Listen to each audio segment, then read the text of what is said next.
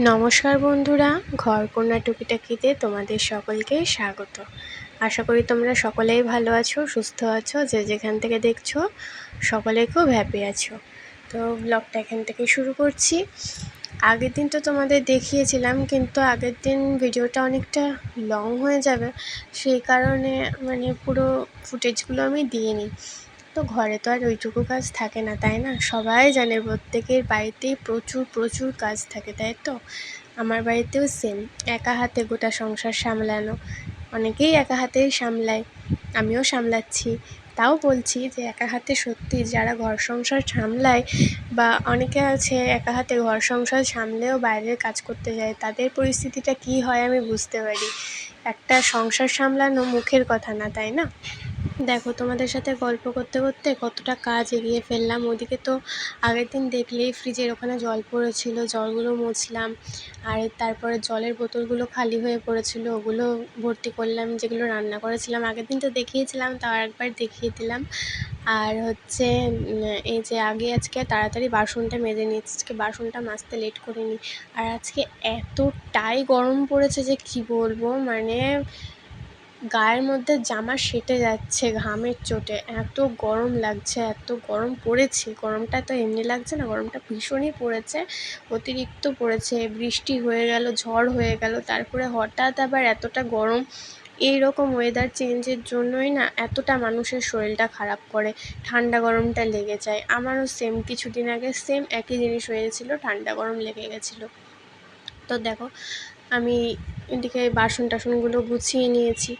আর হচ্ছে এদিকে আজকে না ঘরটা আমি জল দিয়ে মুছবো না, ফিনাইল দিয়ে জল দিয়ে যেমন মুছি রোজ, তেমন মুছবো না। আমার ঘর মোছা দেখে আজকে হাসি লাগতে পারে, যেভাবে মুছছি, যে স্পিডটা দিয়েছি, সেই কারণেই বলছি। দেখো, তোমার ঘরের মেঝের দিকে তাকালে বুঝতে পারবে যে দেখো কেমন ভেজা ঘরটা। কালকে বললাম না, ওটা ভেপসা ছিল, আর ঘর দিয়ে ভেজা ভেজা জল জল উঠছিল। ওই যেটা ওই মোছার স্টিকটা আছে, ওইটা না আমি একটু একটা ফোঁটা আমি জল দিইনি ওর মধ্যে।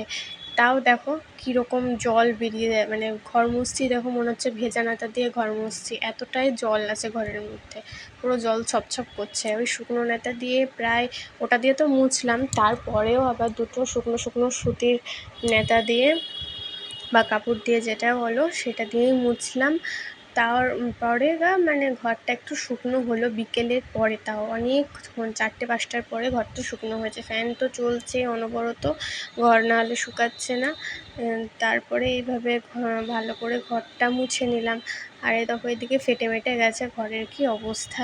তোমাদের সাথে কথা বলতে বলতে তো এমনিতেই আমি গরমে স্নান হয়ে গেছি, আর এমনিতেও যা গরম পড়েছে সবাই স্নান হবে। তারপর আমি স্নান করে এলাম। আর একটা খুব কষ্টের বিষয় হয়েছে, জানি না, শুনেছি অনেকে বলে কাঁচ ভাঙলে বিপদ আসে, অনেকে বলে কাঁচ ভাঙলে বিপদটাও ভেঙে যায়। এখন জানি না কোনটা সত্যি কোনটা মিথ্যে, দুটোই মেনে চলি। আমি কিন্তু সবসময় পজিটিভ দিকটা ভাবি, সবসময় নেগেটিভ ভাবি না। তাও মনটা একটু খচখচ তো করে না। হট করে চান করে এসেছি, ওই আয়নাটা না আমি জানলার কাছে নিয়ে আমি রোজ এরকম মুখে ক্রিম ট্রিম মাখি, চোখে ওষুধ দিই, সব কিছুই করি, সিঁদুর টিঁদুর করি। আর এই বড় আয়নাটা যেটা আলনার সাথে আছে, আলনা আলমারির সাথে, সেটাতে আলো ঠিক পড়ে না বলে আমি ওই দিকটাতে অতটা আসি না। আর ওইদিকে জানলার ধারে আমি ওই আয়নাটা নিই, দিয়ে ওখানেই আমি করি, সিঁদুর টিঁদুর করি, স্নান টান করে উঠে সব কিছু ওই মুখ টুক দেখা ওই আয়নাটাতেই করি। তো আজকে কেন জানি না হঠাৎ হাত থেকে আমার আয়নাটা ধরাম করে পড়ে গেল, পড়ে গিয়ে 2-3 খণ্ড হয়ে গেল। তো তারপরে মনটা তো খুব খারাপ করছিল। তারপরে তো যাক, আর কী করবো, যা কপালে আছে তাই হবে, তাই না? তো তারপরে মনে সাহস নিয়ে ঠাকুরকে ডাকলাম একটু, যেন কোনো ক্ষতি না হয়, কোনো বিপদ থাকলে যেন কেটে যায়, এইভাবে প্রার্থনা করলাম। তারপরে চুল আঁচড়ালাম, চুলটা পুরো আঁচড়াইনি, কারণ ভিজা চুল আছে। এখন আঁচড়ালেই আমার সব চুল একেবারে তো এমনিতে টাক হয়ে যাচ্ছে, হাজার সলিউশন দিয়েও চুলের কোনো গতি হচ্ছে না। তো এখন এমনিতেও আমি শুনেছি, আর এটা আমার সাথে হয়েওছে, ভেজা চুল আঁচড়ালে একবার, যতটা না শুকনো চুল আঁচড়ালে চুল ওঠে, ততটা ভেজা চুল আঁচড়ালে তার ডবল চুল ওঠে। সেজন্য আমি সামনে সিঁথিটুকু করে সিঁদুর টিঁদুর পরে নিয়েছি। তারপরে সিঁদুরটা পরে, আর চুলটা তো গরমে ছাড়া যাচ্ছে না, এত গরম, সেজন্য চুলটা টঙে বেঁধে নিয়েছি। দিয়ে তারপরে পুজো দিলাম, তারপরে খাওয়া দাওয়া করলাম, এইগুলো হলো। তারপরে আবার সন্ধ্যাবেলায় দেখো ফিরে এলাম।